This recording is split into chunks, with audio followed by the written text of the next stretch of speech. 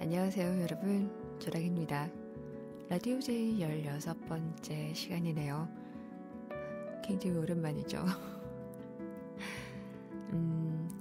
내일 방송에서도 제가 자랑하지 않을까 생각은 하는데 마이크를 바꿨어요. 그동안은 USB 마이크를 사용을 했었는데 콘덴서 마이크와 5인패를 구매를 해가지고 조금 더 깨끗한 소리를 들려드릴 수 있지 않을까 하는 그런 생각을 좀 해보고 있습니다. 네. 아무튼 만들고 들어보면 알겠죠? 음질이 어떨지. 비가 와요. 오늘 하루 뭐 하셨어요? 사실 공휴일에는 오전에는 자고 오후에 늦게 일어나는 것이 국룰인데 저는 좀 일찍 눈을 뜰 수밖에 없었어요. 소금이가 물어가지고요. 주말에 좀 잘 못 놀아줬거든요. 그랬더니 심술이 쌓였는지 물대 그래서 새벽 6시쯤 넘어서 깨가지고요. 조금만 뭐 좀 자고 아침에 놀아줄게 이러고 평일하고 똑같이 일어났습니다. 일어나서 예전에 스밍에서 말씀드렸다는 그런 평일과 동일한 하루를 지금 보내고 있어요. 놀아줬더니 안 물더라고요. 네. 안 놀아주면 무는 고양입니다. 우리 집 아이는.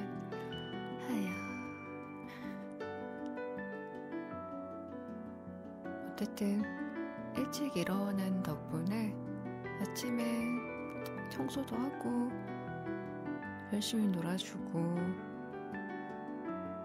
그러고 쉬다가 점심도 챙겨 먹었죠.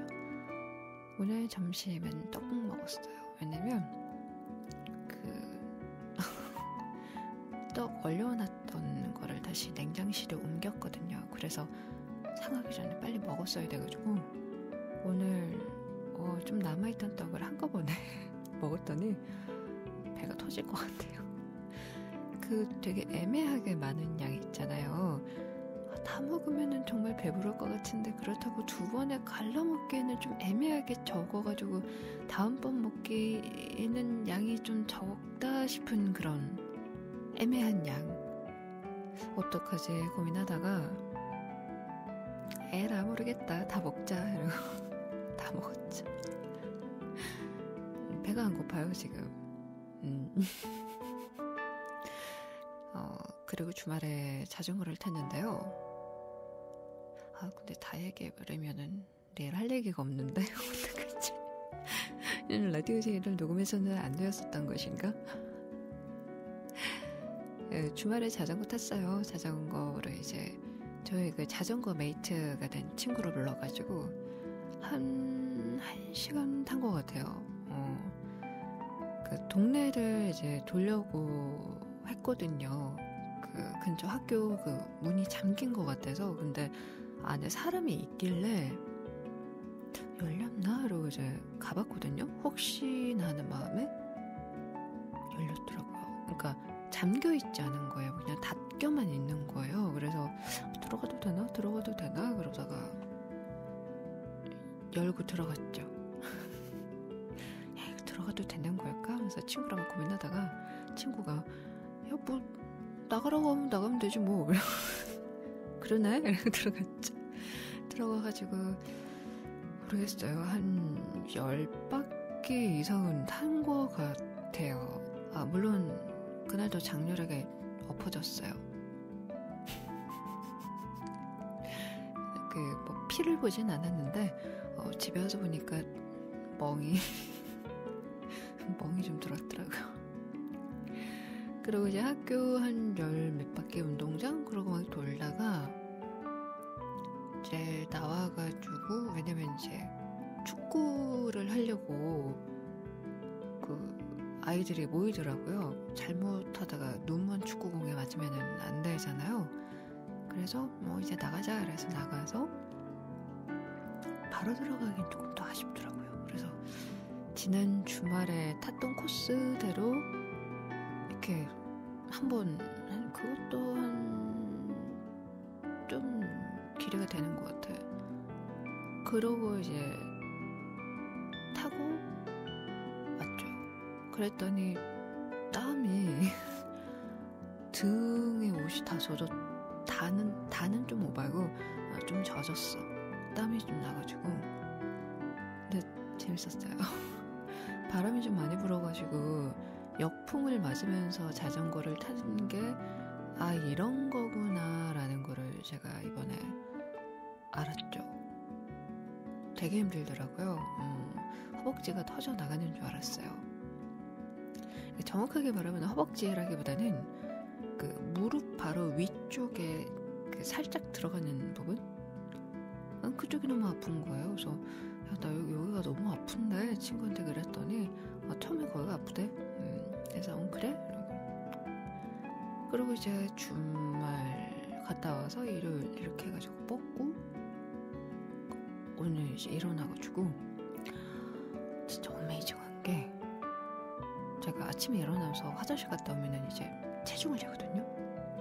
이제 변화를 좀 보려고 1kg 이상이 빠져 있는 거예요. 그래서 말도 안 돼. 이게 뭔 소리? 이게 뭐야 이게? 아니 어떻게 이게 말이 안 되는 수치인데? 어떻게 이렇게 되지? 라고 하면서 체중계를 살짝 의심했지만 다시 재진 않았어. 다시 쟀다가 높게 나오면 너무 슬플 것 같아가지고 그냥 대박 1kg 넘게 빠졌어 어메이징 이러면서 저 혼자 되게 소박하게 기뻐했죠.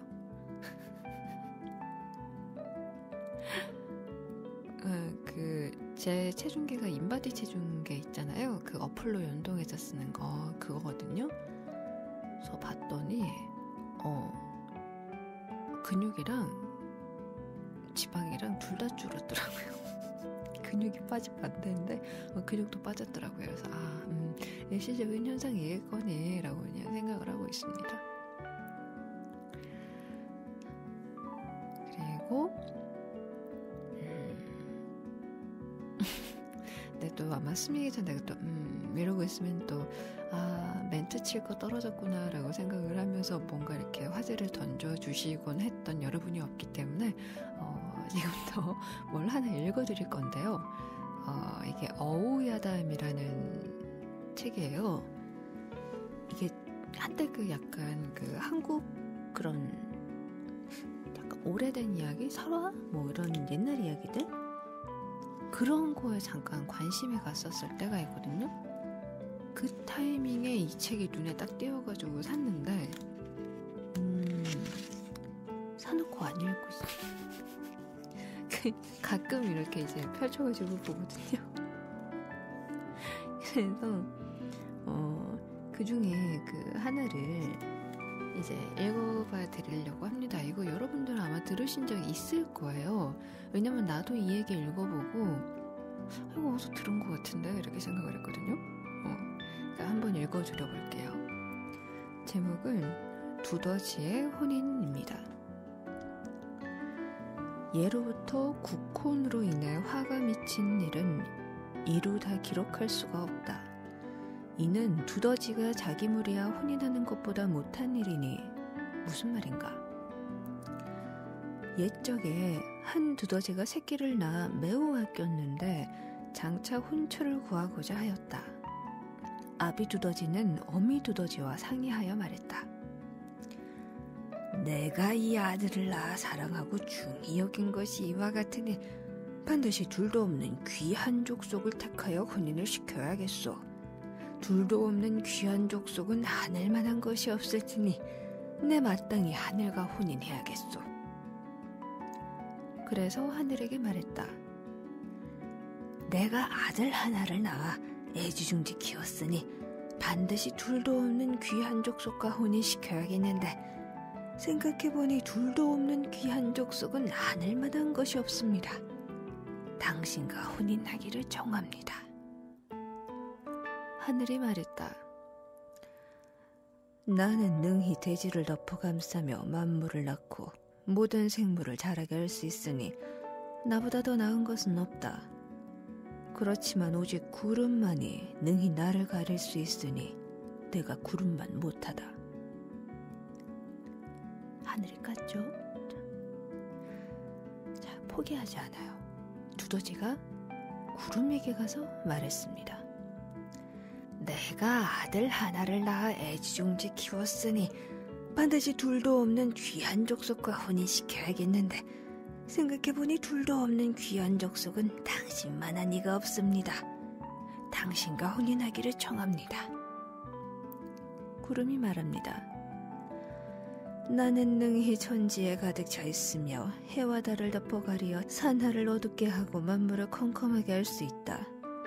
그렇지만 오직 바람만이 능히 나를 흩어버릴 수 있으니 내가 바람만 못하다. 자, 구름도 깠어요. 두더지 포기하지 않아요. 바람에게도 갑니다. 자, 똑같이 아까 그 구혼을 했던 대사를 딱 날립니다. 그랬더니 이제 바람이 그래요. 나는 능히 큰 나무를 꺾고 큰 집을 날릴 수 있으며 산과 바다를 마구 흔들어대며 가는 곳마다 휩쓸어 황폐하게 만들 수 있다. 그렇지만 오직 과천 교회의 돌미륵만은 쓰러뜨릴 수 없으니 내가 과천의 돌미륵만 못하다. 라고 합니다. 돌미륵을 못 이긴다고 바람이 깠어요. 자, 그럼 이제 두더지가 어디로 가겠습니까? 과천 돌미륵에게 갑니다. 내가 아들 하나를 낳아 애지중지 키웠으니 반드시 둘도 없는 귀한 족속과 혼인시켜야겠는데 생각해보니 둘도 없는 귀한 족속은 당신만한 이가 없습니다. 당신과 혼인하기를 바랍니다. 돌미륵이 말했습니다. 나는 능히 들판 가운데 우뚝 서서 1100년이 지나도 꿋꿋이 뽑히지 않을 수 있다. 그렇지만 오직 두더지가 내 발밑에 흙을 파내면 나는 엎어지게 되니 내가 두더지만 못하다. 또 이렇게 거절을 해요. 이에 두더지는 매우 놀라 자신을 되돌아보며 탄식하였다. 천하에 둘도 없는 귀한 족속으로 우리 족속만한 것이 없구나. 그리고 드디어 두더지와 혼인시켰다. 대저 사람으로 분수를 알지 못하고 감히 국혼을 하여 사치스러움을 마음껏 누리려 하다가 끝내 남에게 재앙을 미치게 하는 자는 바로 두더지만도 못한 것이리라. 라는 얘긴데요. 뭔 말인지 모르겠어.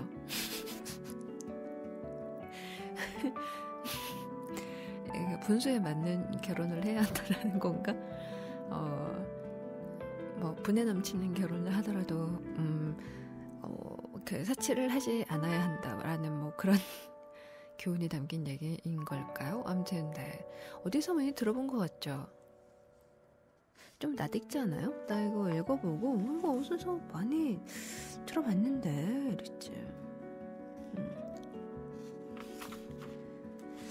자, 또 다른 거 읽어드려볼까요?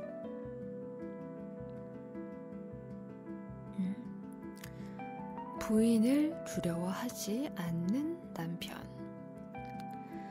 예로부터 교화시키기 어려운 것이 부인이다. 남자 중에 강심장인 사람이라도 몇이나 능히 부인을 두려워하지 않을 수 있으랴. 옛날에 한 장군이 10만 병사를 이끌고 넓고 아득한 들판에 진을 쳤다. 동서로 나누어 큰 깃발을 세웠으니 한 깃발은 푸른색이고 한 깃발은 붉은색이었다. 장군은 드디어 군사들에게 거듭 타일러 말했다. 아내를 두려워하는 자는 붉은 깃발 아래 서고 두려워하지 않는 자는 푸른 깃발 아래 서거라. 10만 군사가 모두 붉은 깃발 아래로 모여 섰는데 한 사내만이 홀로 푸른 깃발 아래 서 있었다. 장군이 전령을 시켜 그 이유를 물으니 다음과 같이 대답했다. 제 처가 항상 저에게 경계하여 이르기를 남자들 셋이 모이면 반드시 여색을 논하니 남자 셋이 모인 곳에 당신은 일체 가지 마시오 라고 하였습니다. 하물며 지금 10만의 남자가 모여있지 않습니까? 이에 감히 아내의 명령을 어길 수 없어서 혼자 푸른 깃발 아래 서 있는 것입니다. 착하네. 아내 말 잘 들으면 자다가 더 떡이 생기죠. 착한 남편이네요. 내가 자세히 알고 있는 건지 어떤 건지는 잘 모르겠는데 이게 조선시대 건가?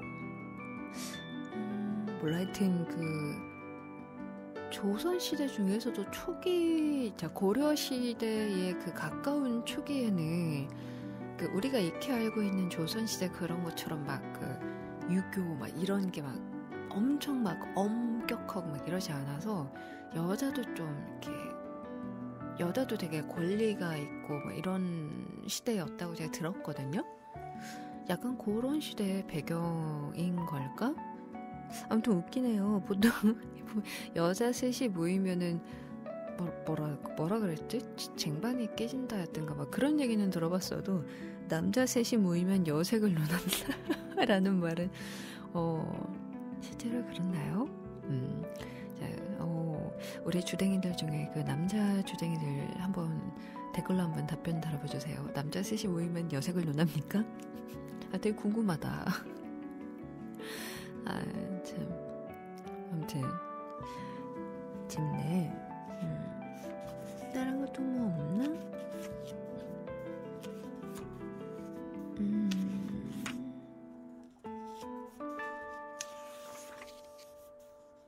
이게 되게 짧은 글 내지는 길어봤자 한 장, 두 장? 그렇게 이제 모여있는 짧은 얘기들이 모여있는 거거든요. 그래서 좀 재밌어.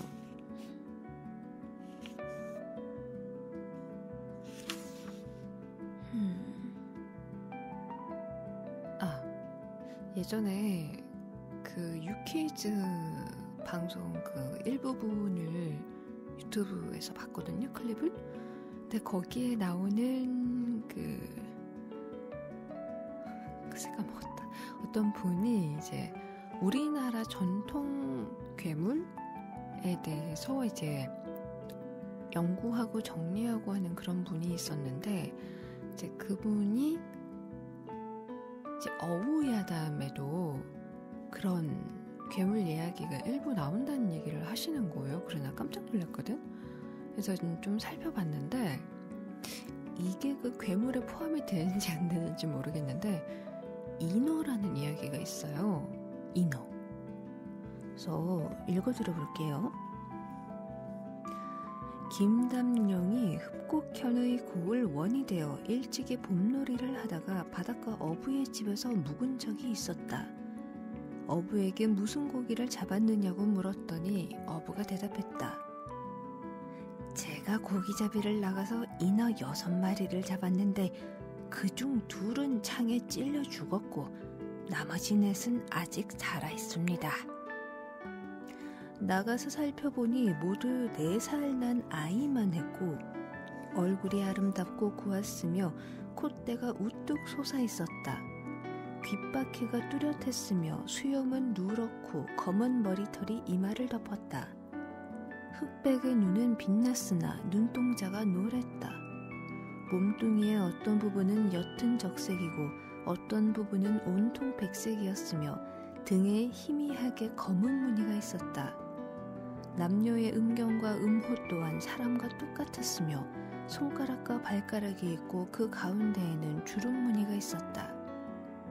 이에 무릎에 껴안고 앉히자 모두 사람과 다름이 없었으며 사람을 대하여서도 별다른 소리를 내지 않고 하얀 눈물만 비오듯 흘렸다.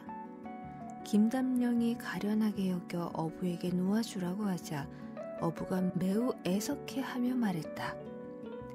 인어는 그 기름을 취하면 매우 좋아 오래되어도 상하지 않습니다. 오래되면 부패의 냄새를 풍기는 고래기름과는 비할 바가 아니지요. 김담령이 빼앗아 바다로 돌려보내니 마치 거북이처럼 헤엄쳐갔다. 김담령이 무척 기이하게 여기자 어부가 말했다. 인어 중에 커다란 것은 크기가 사람만한데 이것들은 작은 새끼일 뿐이지요. 일찍이 들으니 간성의 무식한 어부가 인어 한 마리를 잡았는데 피부가 눈처럼 휘어 여인 같았다. 희롱하여 음란한 짓을 하자 인어가 다정히 웃기를 마치 정이라도 있는 듯이 했다. 드디어 바다에 놓아주니 갔다가 다시 돌아오기를 3차례나 반복한 후에 떠나갔다고 한다. 내가 일찍이 고사를 보니 인어는 암수의 모습이 마치 사람과 같아 바닷가 사람들이 암컷을 잡으면 못에 가두어 기르며 더불어 교합하는데 마치 사람과 같다 라고 하여 웃은 적이 있는데 우리나라에서 이를 다시 보게 될 줄 어찌 알았으랴. 인어에게가 있어요. 너무 신기하죠. 근데 그래요. 뭐 여성 인어를 잡아서 뭐 꼭 그래야 했니? 라고 말하고 싶지만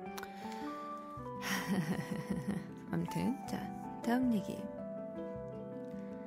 뱀술의 효능이라는 게 있어가지고요. 한번 읽어 들어보려고요. 은진과 석성 사이에 사는 한 선비가 고을의 유사를 맡아 장차 마을 사람들과 강신연을 할 때 쓰려고 술 한 독을 빚었다. 열흘이 지나자 발효되어 감미로운 향내가 코를 찔렀는데 누런 기름이 한 치가량 항아리 표면에 떠 있었다. 드디어 주머니에 담아 술 거르는 틀에 올려놓으려는데 항아리 안에 있던 어떤 물체가 표주박에 닿는 것이었다. 꺼내보니 석가래만한 큰 뱀이 항아리 속에서 또아리를 틀고 죽어 있었다. 온 집안 사람들이 놀라고 두려워하며 더럽다고 침을 뱉고는 술을 반절쯤 도랑에 부어버리다가 곧 후회하고 약으로 쓰기 위해 다른 그릇에 담아두었다. 그때 문득 문 밖에서 양식을 구걸하는 소리가 들려 나가보니 문둥병에 걸린 남자로 얼굴에 가득 무르익은 앵도 같은 붉은 종기가 나 있었다. 그래서 그 술을 표주박에 가득 따라주었다. 그 표주박은 10잔은 좋게 담을 만한 것이었는데 거지가 모두 비우자 선비가 말했다. 네가 한 바가지 더 마실 수 있겠느냐? 그러합니다. 다시 주었더니 벌컥벌컥 다 마시고는 남기지 않았다. 거지는 지팡이를 끌고 시내를 건너다가 취하여 시냇가에 쓰러져 잠이 들었다.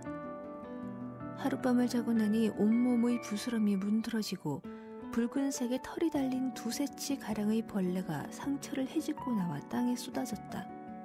에? 꿈틀거리며 기어나온 것이 거의 2세 되는 데였다. 거지는 술이 깨자 선비에게 가서 이 사실을 고하고 남은 술을 구걸했다. 선비가 이에 비로소 연유를 이야기하고 항아리를 기울여 남김없이 다 주었다. 한 달이 지나자 거린이 찾아와 살해했는데 지난날의 부스럼이 모두 벗겨지고 새 얼굴이 되어 있었다. 이로부터 이 병을 앓는 사람이 있다는 말을 들으면 뱀술로 치료하는데 반드시 효험을 보았다. 뱀술에 이런 효능이 있구나. 아니 근데 이게 문둥병이 근데 좀 이게 조금 확실히 실화가 아닌 것 같다라는 느낌이 드는 이유가 뭐냐면 그 벌레가 상처를 헤집고 나와서 땅에 쏟아졌는데 그게 2-3돼 정도의 양이라고 하면 진짜 많은 건데 그런 병이 있을 수가 있나? 세상에 내가 모르는 수많은 병이 있으니까 그럴 수도 있지 않을까라는 생각이 들면서도 상상하니까 너무 징그럽네요. 세상에.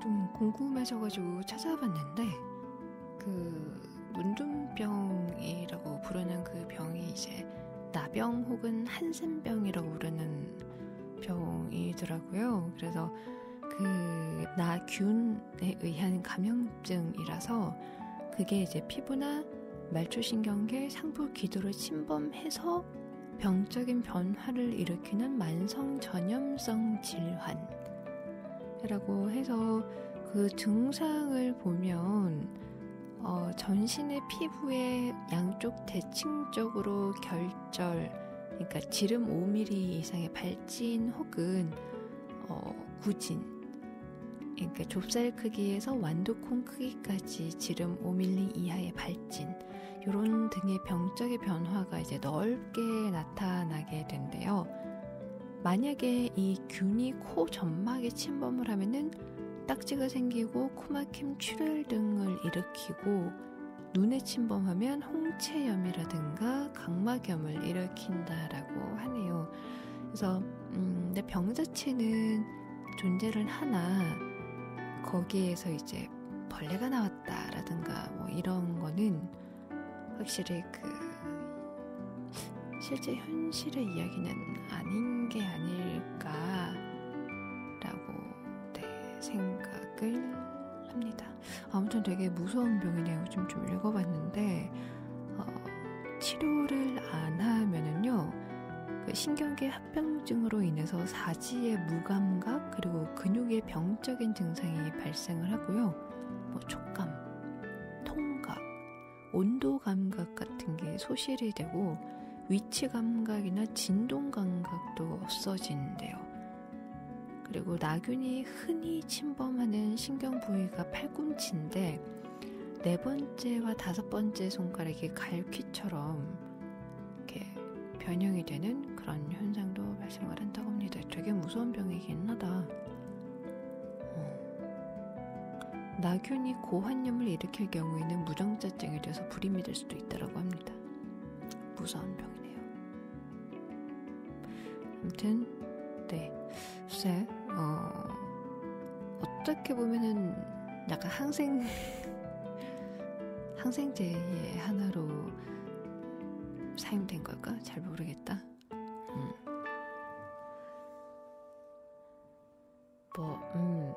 뱀술 일반적으로는 몸에 좋다, 어디에 좋은지는 말하진 않겠지만 참 말하고 싶은데 말하진 않을게요. 근데 어딘가에 좋다라고 하잖아요. 그러니까 뭐 그런 긍정적인 의미로 쓰여진 얘기인지 몰라. 나 뭐래네 모르겠다. 아무튼 간만에 라디오 제이 녹음하면서 이거저거 얘기를 하고 있는데 큰일 났어요. 내일 방송에서 할 얘기가 없을 것 같아요. 그러니까 내일 방송에서 제가 그 라디오 제이에 썼던 얘기 만약에 또 한다고 하더라도 그거 영상에서 했던 이야기잖아요 라고 말하지 말아주세요. 알았죠? 약속. 자, 어쨌든 간만에 이제 라디오 제이 들으셨는데 어떠신가요? 마이크 바꾸고 처음 녹음을 해보는 영상인데 일단 제가 듣기에는 그런 화이트 노이즈 같은 게 좀 안 들어가는 느낌이 좀 들기는 하거든요. 그래서 실제로 한번 이제 느낌이 어땠는지, 어떻게 들리는지 댓글 한번 남겨봐 주시면 너무너무 감사할 것 같습니다. 자, 그럼 저는 이만 물러가도록 하겠습니다. 왜냐면요, 할 얘기가 없어.